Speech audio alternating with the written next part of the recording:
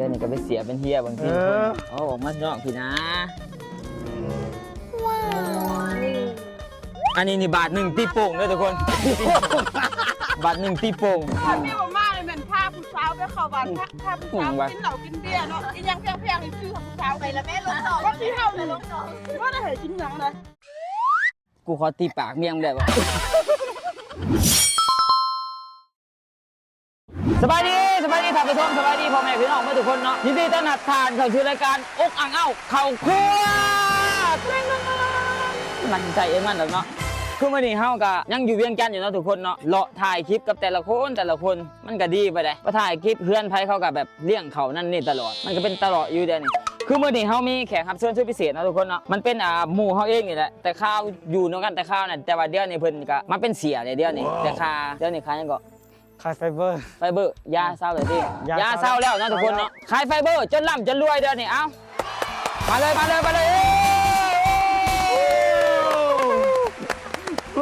รายการนี้เขาอกอ่างเอ้าเขาครัวฟังแต่รายการกูก็เจ็บเส้นแทนแล้วเนาะตัวนี้เนาะคือเฮานี่กระจักกันนี่เพราะจากว่าด้นเลยเนาะไล่แต่จักปีวะแต่ข้าวมึงเอาผู้สาวเขามันพักนะอ๋อตัวได้ผู้ละคนอะไรมึงกับผู้หนึ่งพูดเรื่องผู้นี้ยังว่าเขาบ้านพักมึงให้ผ้าเขาเฮือนผมเล่าได้วะนี่การที่อะไรเลยฆ่าผัวกันเลยเฮือนอันนั้นแล้วไม่มาถางเอาไผ่ตั้มให้อ้ำนะตั้มอ้ำตามศาสนาอ้ำนี่อยู่ TikTok นี่ดังแห้งขนาดทุกคนสายกินเนาะเผ็ดปะจะมักเผ็ดปะหวานเผ็ดเลยเนี่ยเอาเดี๋ยวแต่เจ้าเลยเอาเดี๋ยวนี้ก็ไปเสียเป็นเฮียบางทีโอ้มาเนาะพี่นะอันนี้นี่บาทหนึ่งตีโป่งเลยทุกคนบาทหนึ่งตีโป่งนี่ไปเสียเป็นเฮียเลยเนาะมาพี่น้องโอ้เอาจุดจัดเลยเนาะเอาแบบหุ้มขี้ปึ้งตำใส่มันควันจะใส่น้ำอีกแล้วนี่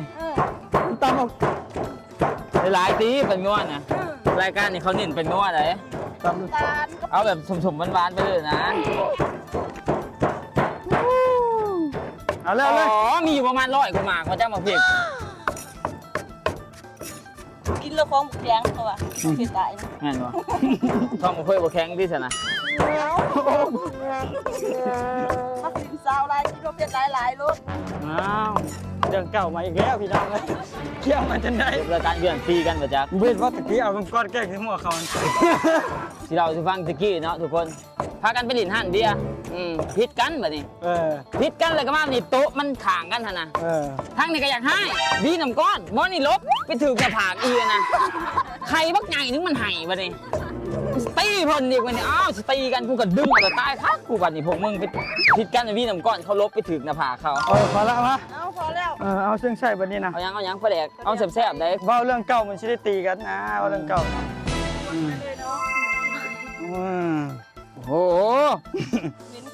เข็มพึ่งใส่มะฮุ่งวะยังเอายังทอมใส่มะนาว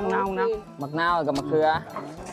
เผ็ดขนาดควันกระชายเลื่อนเป็นศูนย์บ่นี่วะถ้าไปดิน TikTok น่าจะจัก2 พ่อแม่นะทุกคนเนาะเป็นคู่พ่อแม่ที่แบบมีดราม่าร้ายที่สุดในประเทศลาว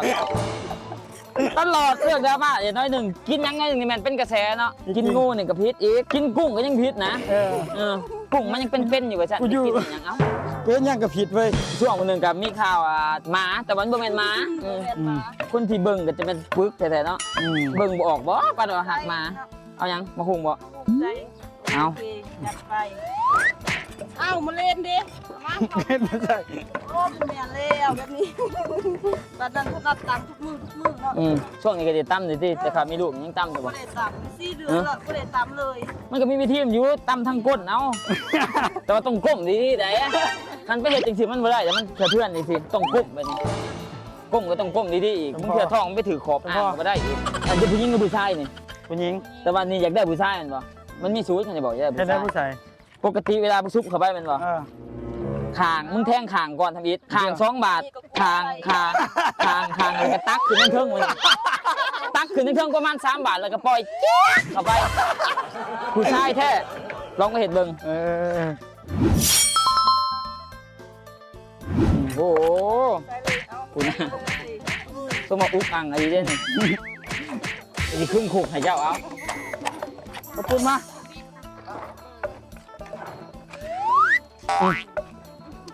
สมบัติตำทุกคนนี่ เขาปีนี่กูเขาปีใส่ชุด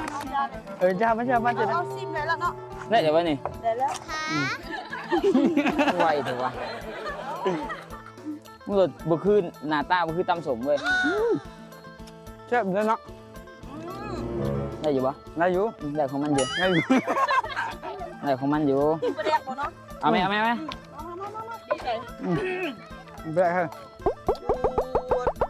โอ้โหอันนี้มันบ่แม่นตื่มปลาแดกอันนี้โดลงไปเลย ใช่เงิน เดี๋ยววะนี่เอา ย่อไป เอาเด้อพี่น้องมาเด้อ โอ้โหพูดเอา เผ็ดสวยเนาะ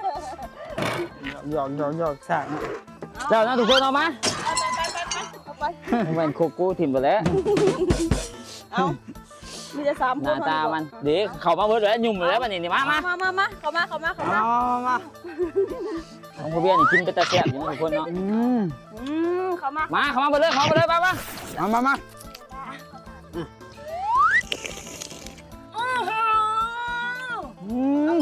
เห็นปะ ดูสิ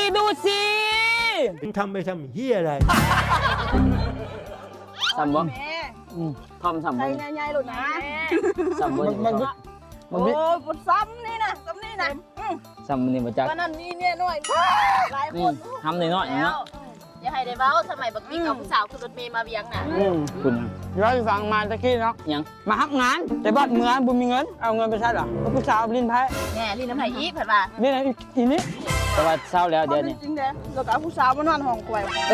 ทำคนบ้าอีหยังคลินซื่อๆก็บ่ว่าดอกอันนี้เอาผู้สาวมานอนทับบอดเมียตัวเอง บ่นะ มึงอะ เอาผู้สาวมานอนห้องแก้วคนนั้นเด้